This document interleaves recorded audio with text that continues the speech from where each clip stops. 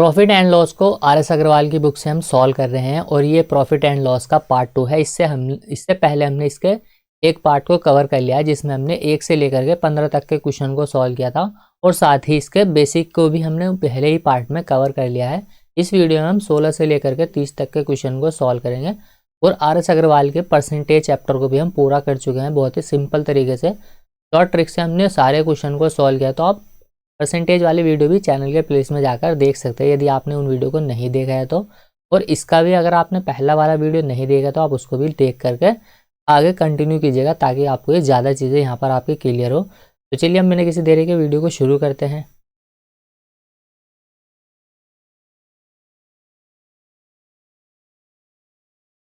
Question number देखिए यहाँ पर ये 16 दिया गया है। इससे पहले हमने 15 क्वेश्चन कवर कर लिए हैं। किसी वस्तु को 100 रुपये में बेचने से एक व्यक्ति को 20 रुपये का लाभ होता है। उसका लाभ प्रतिशत कितना होगा, परसेंट में हमें आंसर बताना है। तो देखिए जो हमें लाभ होता है या फिर हानि होती है वो हमेशा कॉस्ट प्राइस पर होती है, यानी कि क्रय मूल्य पर होती है। अब देखिए यहाँ पर हमें सेलिंग प्राइस दिया गया है। सेलिंग प्राइस यहाँ पर हमें दिया गया है 100 रुपये और इस 100 रुपये पर जब हमने उसको बेचा है तब हमें 20 रुपये का लाभ हुआ। तो प्रॉफिट भी हमें यहाँ पर दिया गया। प्रॉफिट हमें दे दिया कितना, 20 रुपये का। सेलिंग प्राइस तो देखिए यहाँ पर ये 100 रुपये है और प्रॉफिट हमारा 20 रुपये। तो हमारा सीपी कितना निकल के आ जाएगा, सीपी हमारा निकल के आ जाएगा यहाँ पर ये 80 रुपये। क्योंकि देखिए जो सेलिंग प्राइस हमारा कैसे निकालेगा हम, यानी कि सेलिंग प्राइस तो हमें दिया हुआ है तो हमारा सीपी किसके बराबर हो। तो देखिए सेलिंग प्राइस हम जब निकालेंगे यहाँ पर, अगर हम क्या करेंगे इसमें प्रॉफिट को ऐड कर देंगे तो हमारा सीपी निकल के आ जाएगा, तो सॉरी सेलिंग प्राइस निकल के आ जाएगा। अब यहाँ पर हमें सेलिंग प्राइस पहले दिया हुआ है तो इस सेलिंग प्राइस में से हम प्रॉफिट को अगर माइनस कर देंगे तो हमारा कॉस्ट प्राइस निकल के आ जाएगा। तो देखिए सेलिंग प्राइस हमारा यहाँ 100 रुपये है और प्रॉफिट हमारा 20 रुपये है। तो हमने जब इसमें से माइनस किया इसको तो यहाँ पर हमारा 80 रुपये निकल के आ गया। यानी कि देखिए हमारा जो यहाँ पर कॉस्ट प्राइस है वो 80 रुपये है और इसके ऊपर हमें 20 का प्रॉफिट हुआ है। तो देखिए परसेंट में आंसर बताना है तो उसके लिए हम गुणों में 100 लगा देंगे। 20 चौक हो जाएगा यहाँ 80 और 25 चौक होता है 100। तो 25% का क्या होगा हमारा इस क्वेश्चन का राइट आंसर होगा। उसको जो प्रॉफिट होगा वो 25% का प्रॉफिट होगा। तो देखिए यहाँ पर आप इसको इस तरीके से डिफाइन कर सकते हैं। बाकी इसको इतना लिखना नहीं होता, हम डायरेक्टली यहीं पर देख लेते हैं कि 100 में बेचकर उसको 20 का लाभ हुआ है। इसका मतलब उसने उसको 80 रुपये में खरीदा और 80 पर 20 का लाभ मतलब 20 चौक 80 और 1/4 का मतलब होता है 25%। तो बिना पेन चला भी हम इसको सॉल्व कर सकते हैं। अगला क्वेश्चन है देखिए क्वेश्चन नंबर 17। एक सोफे को 19,800 रुपये में बेचने से 10% का लाभ होता है। इसका क्रय मूल्य कितना होगा ये हमें बताना है। तो ये भी क्वेश्चन ऐसा ही है, यानी कि इसको भी बिना पेन चलाए हम कर सकते हैं। 10% का मतलब 1/10 होता है और 10 के ऊपर 1 का प्रॉफिट मतलब 11 की वैल्यू हमें दी है, 10 की पूछी गई है।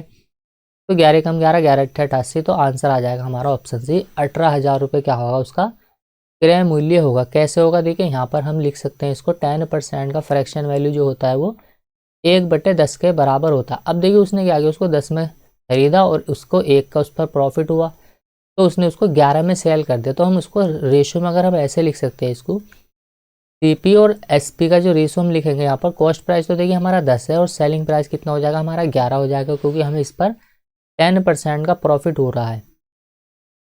अब देखिए क्वेश्चन में बोला गया है कि यहाँ पर उसने उसको बेचा है 19,800 में, पर हमारे हिसाब से हमने उसको कितने में बेचा, 11 में बेचा।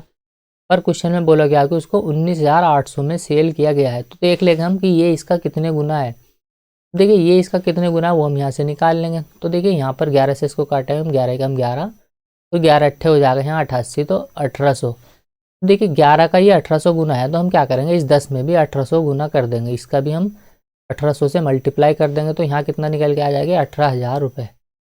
तो देखिए उसका जो कॉस्ट प्राइस होगा सोफे का वो होगा 18,000 रुपये। जब हम उसको 19,800 में बेचेंगे तो हमें क्या होगा 10% की प्रॉफिट होगा। अगला क्वेश्चन देख लेते हैं हम, क्वेश्चन नंबर 18। किसी वस्तु को 69.60 रुपये में बेचने पर 25% की हानि होती है। इस वस्तु का क्रय मूल्य कितना होगा। तो देखिए हम पहले भी पढ़ चुके हैं कि हानि हो या लाभ हो हमेशा कॉस्ट प्राइस पर होता है। अब जब उसने उसको 25% की हानि पर बेचा मतलब हम वैल्यू को 100 मान करके सॉल्व करते हैं, मतलब उसने उसको 75 में बेचा है तो 100 की वैल्यू कितनी होगी वो हम यहाँ से निकाल सकते हैं। या फिर आप इसको ऐसे देख सकते हैं कि मान लीजिए उसका जो कॉस्ट प्राइस था हमारा, यानी कि सीपी जो था वो कितना था, 100 रुपये था। उसने क्या किया, इसको 25% की हानि पर सेल कर दिया। इसका मतलब उसने जो उसको सेल किया वो 75 रुपये में सेल किया है। पर क्वेश्चन में ये बोला गया कि उसने उसको 75 रुपये में नहीं बेचा, उसने तो उसको 69 रुपीज़ 60 पैसे में उसने बेचा है। मतलब 75 की वैल्यू हमें दी है, 100 की वैल्यू कितनी होगी वो हम यहाँ से निकाल लेंगे। 100 की वैल्यू क्यों निकालेंगे, क्योंकि हमने उसका कॉस्ट प्राइस 100 माना है। अब जो कट रहा है उसको हम यहाँ से काट देंगे। देखिए 25 या 75, यहाँ हो जाएगा ये 25 चौके 100। 3 से हम इसको काट लेंगे तो 3 से इसको काटेंगे हम, यहाँ आ जाएगा 3 दूना में 6, 3 तिया 9, 3 दूना में 6 हो जाएगा ये 0। देखिए यहाँ आ जाएगा ये 0 का 0, 4 दूना में 8 और यहाँ आ जाएगा 4 तिया 12 का 2, 4 दूना में 8 और 1 9 का 9। 92 रुपये 80 पैसे क्या हो जाएगा उस वस्तु का कॉस्ट प्राइस हो जाएगा, यानी कि क्रय मूल्य जो होगा इस वस्तु का वो 92 रुपये 80 पैसे के बराबर होगा। तो ए हो जाएगा इस क्वेश्चन का राइट आंसर। क्वेश्चन नंबर 19 यहाँ पर दिया गया है कि एक वस्तु को 450 रुपये में बेचने पर एक दुकानदार क्या करता है, दुकानदार को 25% का लाभ होता है, या सॉरी हानि होती है। उसको शुरू में क्या हो रही है, 25% की हानि हो रही है जब वो उसको 450 में बेचता है। वह इसे किस मूल्य पर बेचेगी, उसे 25% का लाभ हो। 25% की हानि मतलब वो उसको 75 में बेच रहा है, अब 25% का उसको लाभ कमाना है, मतलब उसको 125 में उसको सेल करना होगा। 100 को आपको ध्यान में रख के सॉल्व करना है इन सभी क्वेश्चन को। तो देखिए जब उसने क्या किया 450 में उसने उसको सेल किया तो उसे 25% की हानि हुई, मतलब 75% का मान हमें दिया गया है। अब देखिए 25% का उसको लाभ कमाना है, तो 25% का जब वो लाभ कमाएगा तो वो उसको कितने रुपए में बेचेगा, तो देखिए वो बेचेगा उसको 125 रुपये में। तो इतना ही आपको लिखना है, आपको ऐसे नहीं लिखना कि माना हमने क्या है ये CP हमारा 100 रुपये है, उसने क्या किया उसको 25% की हानि पर बेचा तो 75 में बेचा। अब देखिए उसको 25% का लाभ कमाना है, तो यहाँ 25% का जब वो लाभ कमाएगा तो वो उसको 125 रुपये में बेचेगा। अल्टीमेटली हमें ये ही लिखना है खाली, तो फ़ोटो नहीं बनानी हमने, ये फ़ोटो बना करके हमें सॉल्व नहीं करना, हम सिर्फ इतना लिखेंगे यहाँ पर। अब 25 से काट लेंगे हम इसको, 25 दिया होते हैं देखिए 75, 25 से इसको काटा हमने, 25 पंजे हो जाएगा 125।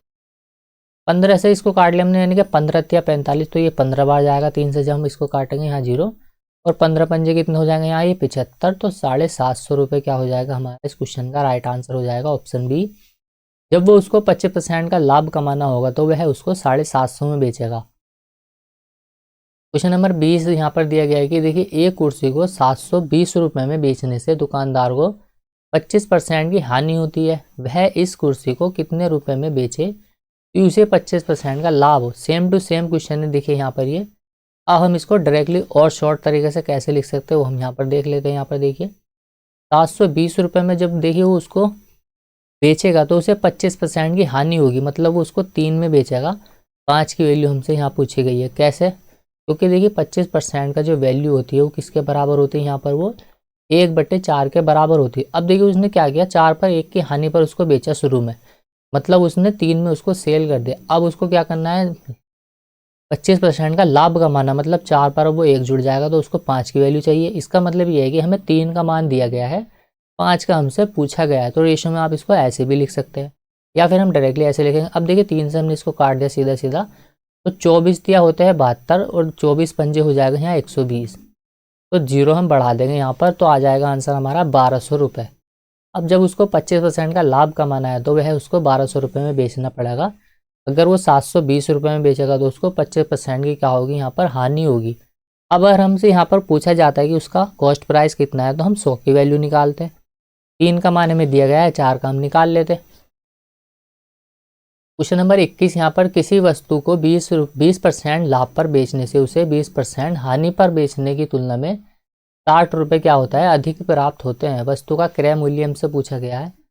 अब देखिए नंबर लाइन का कॉन्सेप्ट है यहाँ पर। मान लीजिए देखिए इधर को तो हम चलेंगे प्रॉफिट में और इधर को चलेंगे हम यहाँ पर लॉस परसेंट में। तो यहाँ तो देखिए लॉस होगा, या फिर यहाँ पर लॉस परसेंट में ना लगाओ, वैसे ही इसको लिख सकते हैं यहाँ पर। तो कलर चेंज करके हम लिख लेते हैं यहाँ पर। देखिए क्वेश्चन आसानी है, ये दोनों को हमें ऐड करना है। ऐड क्यों करते हैं वो हम यहाँ पर देखेंगे। देखिए जब वो उसको 20% की हानि पर बेचेगा फिर क्या करेगा, वो उसको 20% के लाभ पर बेचेगा, तब जाकर के उसको 60 रुपये अधिक मिलेंगे। देखिए रुपए में उसको कितने अधिक प्राप्त हो रहे हैं 60 रुपये, और परसेंट में उसको कितने प्राप्त होंगे ये हमें परसेंट वैल्यू निकालनी है।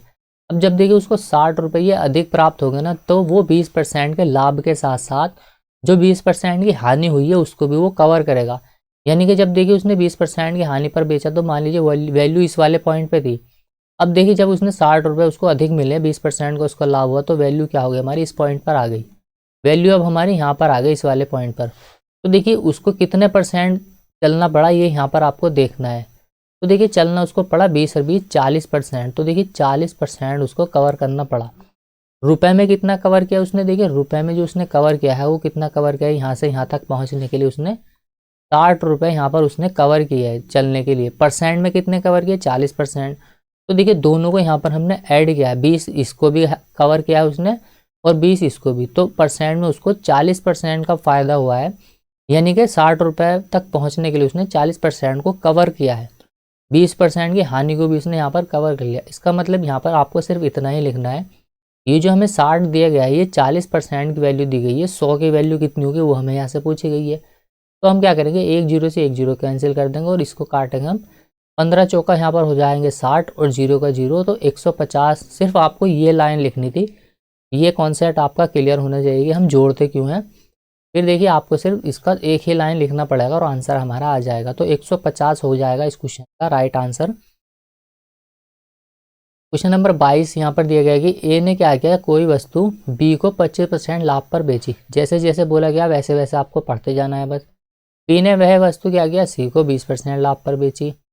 अब देखिए सी ने डी को 10% लाभ पर बेची। यदि डी ने इसके लिए 330 रुपये दिए हो तो ए ने कितने रुपए में इसको खरीदा था, ए का कॉस्ट प्राइस हमें बताना है। मान लीजिए एक्स में उसने ए ने खरीदा उसको, तो उसने बेचा कितने में, 25% के लाभ पर बेचा उसने, किसको, बी को बेचा। तो 5/4 हम डायरेक्ट इसका निकाल लेंगे। ऐसे ही हमें वैल्यू को लिखना है यहाँ पर। ऐसा हम क्यों लिख रहे हैं, क्योंकि देखिए 25% का मतलब होता है यहाँ पर 1/4। अब ये लिखना नहीं पड़ना चाहिए बार बार, क्योंकि परसेंटेज में मैंने आपको काफ़ी बार ये सिखा दिया है। उसने 25% का जब उसको लाभ हो तो देखिए उसने 4 में उसको खरीदा और 1 के लाभ पर उसने 5 में उसने सेल कर दिया। तो 4 की वैल्यू उसने 5 में सेल कर दी, इसलिए हम डायरेक्टली 5/4। या फिर आप इसको ऐसे भी लिख सकते हैं कि उसने क्या किया, 100 में उसको खरीदा, 25% के लाभ पर 125 में उसने सेल कर दिया। तो देखिए हम जब इसको काटेंगे 25 पंजे 125, 25 चौके आ जाएगा 100। तो डायरेक्टली हम इसको इतना ही लिख लेंगे, ना कि हमें काटना पड़े बाद में। इसको भी हम ऐसे लिखेंगे, बी ने क्या किया, 20% लाभ पर बेचा इसको। मतलब जब उसने बी ने बेचा है 5% के लाभ पर, इसका मतलब क्या किया उसने, 5 की चीज़ उसने 6 में सेल कर दी, क्योंकि 20% का मतलब होता है 1/5। तो उसने 5 में खरीदा, 6 में सेल कर दिया। फिर देखिए आगे क्वेश्चन में दिया गया है कि डी ने क्या किया, डी को 10% लाभ पर बेचा। उसने क्या किया, उसको 10 में खरीदा, 11 में सेल कर दिया। और इस प्रकार डी इसके लिए क्या करता है, 330 रुपये का भुगतान करता है। तो देखिए डी ने तो उसको 330 में खरीदा, ए ने कितने में खरीदा, यहाँ से हम निकाल लेंगे। तो देखिए 5 से तो ये 5 कैंसिल हो जाएगा। देखिए 11 से हमने इसको काटा तो यहाँ जाएगा ये 11 या 33, और 6 से हमने इसको काटा तो 6 पंजे कितना आ जाएगा यहाँ पर, ये 30 के। और नीचे कितने लिखा हुआ, देखिए 4 यहाँ पर है और ये 10 यहाँ पर है, तो 40 यानी कि 5 चौक 20। तो 200 रुपये क्या हो जाएगा, इस क्वेश्चन का राइट आंसर हो जाएगा। तो ए ने जो उसको खरीदा है वो 200 रुपये में खरीदा है। ए का ही हमसे पूछा गया था इस क्वेश्चन में। अगला क्वेश्चन है क्वेश्चन नंबर 23। एक दुकानदार देखिए चीनी को इस प्रकार बेचता है कि 950 ग्राम चीनी का विक्रय मूल्य 1 किलो चीनी के क्रय मूल्य के यहाँ पर बराबर हो तो उसका लाभ कितना होगा, ये हमें बताना है यहाँ पर। अब देखिए यहाँ पर एक तरफ तो उसका CP है, एक तरफ उसका क्या है, SP है। अब देखिए इसको लिखेंगे कैसे हम, यहाँ पर आपको यही देखना है। यहाँ पर उसने क्या किया, देखिए 950 ग्राम चीनी ग्राहक को दे दी और पैसा कितने का लिया उसने, 1 किलोग्राम का उसने पैसा ले लिया। मतलब उसके पास से गया कितना, तो देखिए उसके पास से जो गया है वो 550 ग्राम गया है, लेकिन उसके पास आया कितने का पैसा, 1 किलो का पैसा आया, मतलब 1000 ग्राम का पैसा आया। 1 किलो का मतलब 1000 ग्राम होते हैं। तो यहाँ पर आप इसको ऐसे लिख सकते हैं। अगर आप यहाँ CP SP भी ना लिखे तो आपको सिर्फ इतना यहाँ पर देखना है कि उसने जो अपने पास से चीनी दी है वो कितनी दी है, 950 ग्राम चीनी दी है। तो उसके पास से जो चीनी गई है वो 950 ग्राम गई है, और उसने जो पैसा लिया वो तो पूरा 1 किलो का लिया है। तो पैसा जो उसने लिया वो 1 किलो का पैसा लिया है। तो मतलब उसको कितने ग्राम का फ़ायदा हुआ, यहाँ पर देखिए 50 ग्राम का उसको फ़ायदा हुआ। देखिए 50 ग्राम का फ़ायदा हुआ उसको किसके ऊपर, 950 के ऊपर। परसेंट में कितना का हुआ है ये हमें यहाँ पर बताना है। तो देखिए 50 ग्राम का उसको प्रॉफिट हुआ है 950 के ऊपर। तो प्रतिशत के लिए लगा देंगे हम गुणा में यहाँ पर 100। देखिए 1 जीरो से 0 कैंसिल, 5 से काटेंगे 19 पंजे 95, तो यहाँ जाएगा 100/19 और 19 पंजे यहाँ जाएगा 95, 5 से आ जाएगा ये 5 सही 5/19% का क्या होगा इसको प्रॉफिट होगा। तो देखिए ऑप्शन ए होगा इस क्वेश्चन का राइट आंसर। यहाँ पर यही देखना था आपको कि उसने अपने पास से तो देखिए 950 ग्राम चीनी दी, पर पैसे अगले दुकान से जो भी सामान खरीदना आया था उससे 1 किलो के उसने पैसे ले लिए। अगला क्वेश्चन है क्वेश्चन नंबर 24।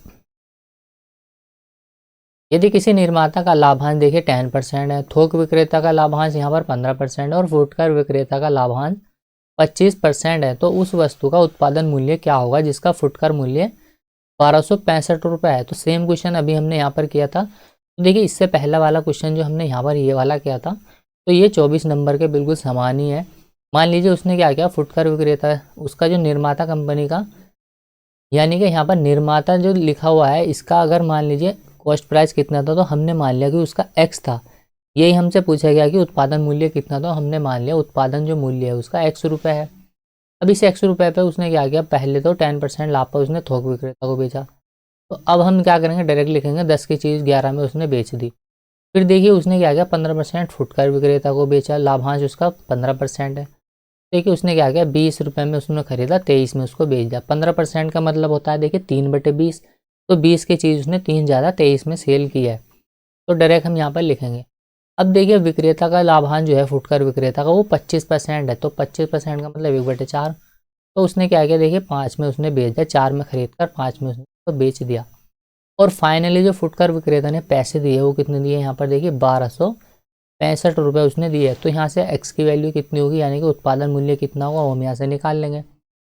देखिए यहाँ सबसे पहले हम क्या करेंगे, इसको काट देते हैं हम, 5 से इसको काटा हमने तो 5 चौक 20 हो जाएगा यहाँ पर ये। और 11 से हम इसको काट देते हैं 1265 को, तो यहाँ जाएगा 11 कम 11, यहाँ एक ये फिर से 11 कम 11 और 11 यहाँ 5 बचेगा, 11 पंजे हो जाएगी 55। 23 से काट लेते हैं हम इसको, 23 पंजे होते हैं कितने 115, तो यहाँ ये 5 बार जाएगा।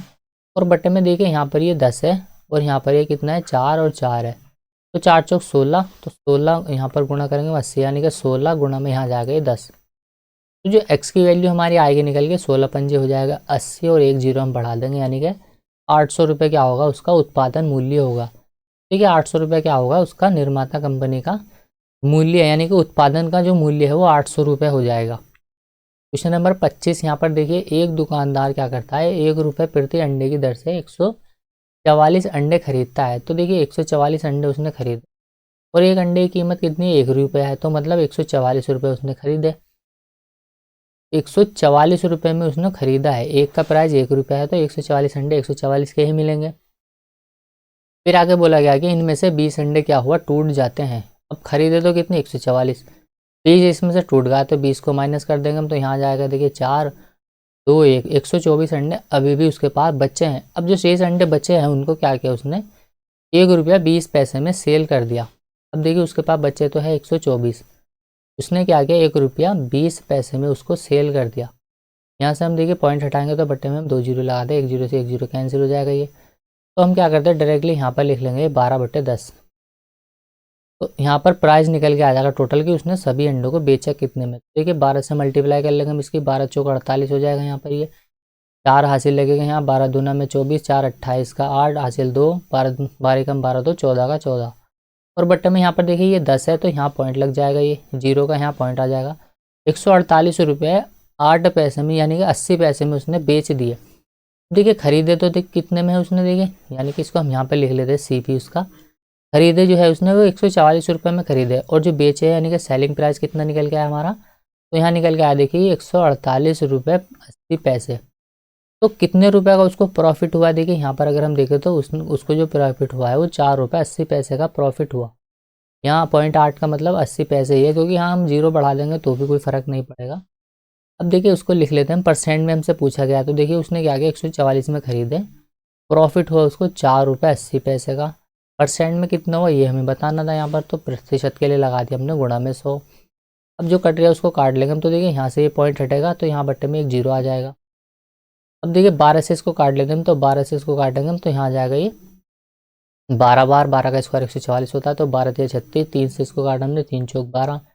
फिर देखिए 0 से 1 जीरो खत्म, यहाँ पर आ जाएगा ये 3 चौक 12, और यहाँ आ जाएगा ये 12 3 3/3, तो यहाँ 4 तिया 12, यहाँ आ जाएगा ये 12 चौक 48, 4 तिया 12, तो यहाँ सीधा सीधा निकल के आ जाएगा 10/3 के। तो 3 से इसको काटेंगे हम, 3 तिया 9, 3/1/3% का क्या होगा, उसको प्रॉफिट होगा। तो लाभ वाला आंसर आएगा हमारा, हानि वाला आंसर नहीं आएगा।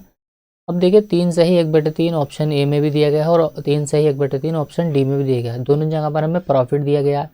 तो इस हिसाब से तो यहाँ पर आंसर हमारा ए एंड डी दोनों हमारे आंसर हो जाएंगे, क्योंकि दोनों ही सेम ऑप्शन यहाँ पर दिए गए हैं। अगला क्वेश्चन है क्वेश्चन नंबर 26। यहाँ पर देखिए किसी वस्तु को 21 रुपये में बेचने से एक व्यक्ति को क्रय मूल्य के बराबर यहाँ प्रतिशत हानि हुई। वस्तु का क्रय मूल्य कितना था ये हमें बताना है। तो देखिए वस्तु को उसने कितने में बेचा है, यहाँ पर 21 रुपये में बेचा है। अब यहाँ पर ऐसे क्वेश्चन को हम ऑप्शन से सॉल्व करते हैं, क्योंकि अगर हम वैसे सॉल्व करेंगे बेसिक से तो यहाँ पर इक्वेशन बन जाएगी जिसमें हमें काफ़ी टाइम लग जाएगा। देखिए 21 रुपये में जब उसने बेचा तो क्रय मूल्य के बराबर उसको हानि हुई है, यानी कि सातिया हो जाएंगे कितने, 21। तो आंसर हमारा ए ही हो जाएगा। तो आसान क्वेश्चन है। अब देखिए उसने क्या किया, उसको 30 रुपये में बेचा। जब उसने उसको 30 रुपये में बेचा है तो उसको 30% की हानि हुई है, मतलब उसको 70% की वैल्यू यहाँ पर हमें निकालनी है। तो इसका 70% निकालेंगे हम, 2 जीरो से 2 जीरो कैंसिल, आंसर कितना आ जाएगा 21। तो 21 ही क्वेश्चन में यहाँ पर भी दिया गया है। तो आंसर हमारा ऑप्शन ए हो जाएगा इस क्वेश्चन का। आसानी सवाल था ये, तो ऑप्शन से हो जाएंगे ये सवाल। किसी वस्तु को देखिए बेचने पर एक व्यक्ति उसके विक्रय मूल्य के 25% के बराबर लाभ कमाता है, उसका लाभ प्रतिशत कितना होगा ये हमें बता। अब देखिए आंसर निकालेंगे हम इसका। यहाँ पर आपको ये एक चीज़ ध्यान रखनी है कि उसको जो लाभ हुआ है यहाँ पर वो विक्रय मूल्य पर काउंट किया गया है। ये जो 25% का प्रॉफिट काउंट किया गया है ये सेलिंग प्राइस पर काउंट किया गया है। अब देखिए रेशो कैसे लिखेंगे हम इसका, तो रेशो लिखना आसान है। देखिए यहाँ पर ये 25% का मतलब होता है यहाँ पर 1/4 के। अब देखिए उसने क्या किया, उसने सीपी और एसपी का यहाँ पर रेशो हम निकाल लेंगे। सीपी और एसपी का कितना निकल गया जाएगा, यहाँ पर जो उसको प्रॉफिट हुआ है वो विक्रय मूल्य यानी कि सेलिंग प्राइस पर हुआ है। इसका मतलब उसने देखिए 4 में वस्तु को अगर बेचा है, उसने क्या किया, देखिए वस्तु का हम मान लेंगे उसने 4 में वस्तु को बेचा, तो सेलिंग प्राइस का रेशो 4 आ जाएगा। और 1 कम में उसने उसको खरीदा होगा तभी तो जाकर उसको प्रॉफिट हुआ है। तो उसने खरीदा कितने में था, उसको 3 में खरीदा था। यानी कि जो 25% का हमें प्रॉफिट मिला है ना, उसको जो काउंट किया गया वो सेलिंग प्राइस पर काउंट किया गया है। और हम पढ़ते आ रहे हैं कि जो भी हमारी हानि होती है या लाभ होता है वो हमेशा कॉस्ट प्राइस यानी कि क्रय मूल्य पर होता है। तो सेलिंग प्राइस पर तो हमें लाभ या हानि नहीं निकालते हम। तो इस क्वेश्चन में हमसे यही पूछा गया कि उसका एक्चुअल जो प्रॉफिट है ना वो कितना है, यानी कि रियल उसका प्रॉफिट पूछा गया है। अब देखिए उसने 3 में खरीदा, उसको 4 में बेच दिया, तो कितने का प्रॉफिट होगा, उसको 1 का प्रॉफिट होगा। तो 1 का प्रॉफिट हुआ है उसको 3 के ऊपर, तो 1/3 का मतलब होता है 33 सही 1/3%। तो डी हो जाएगा हमारा इस क्वेश्चन का राइट आंसर, या फिर आप गुणा में 16 लगा के इसको काउंट कर सकते हैं। ऑप्शन डी होगा। यहाँ पर आपको रेशो ही समझना था कि बस हम इसको कैसे लिखेंगे। विक्रय मूल्य यहाँ पर बोला गया और रियल हमसे प्रॉफिट कितना होगा वो पूछा गया है। नंबर 28 है, यदि किसी वस्तु के क्रय मूल्य तथा विक्रय मूल्य का अनुपात 10:11 हो तो प्रॉफिट कितना होगा। तो 10 पर 1 का प्रॉफिट मतलब 10%, ऑप्शन बी होगा। ठीक है, रेशो हमें क्रय मूल्य यानी कि सीपी का दिया हुआ है 10 और जो सेलिंग प्राइस है उसका रेशो दिया गया हमें 11, मतलब 10 के ऊपर हमें 1 का प्रॉफिट है। परसेंट में कितना होगा, देखिए 1/10 यानी कि यहाँ गुणा में 10 लगा देंगे, 0 से 0 खत्म, 10% का क्या होगा उसको लाभ होगा। क्वेश्चन नंबर देखिए सेकंड लास्ट है यहाँ पर ये 29। एक साइकिल को 2850 रुपये में बेचने पर एक दुकानदार को 14% लाभ होता है। यदि वह यह लाभ 8% रखा जाए तो साइकिल का जो विक्रय मूल्य होगा वो कितना होगा, यहाँ पर बताना है। तो ऐसे क्वेश्चन हमने काफ़ी किए हैं अभी, यानी कि 3-4 क्वेश्चन हमने इस टाइप के कर भी लिए हैं। जब देखिए उसने उसको क्या किया, 2850 रुपये में साइकिल को बेचा तो उसे 14% का लाभ हुआ।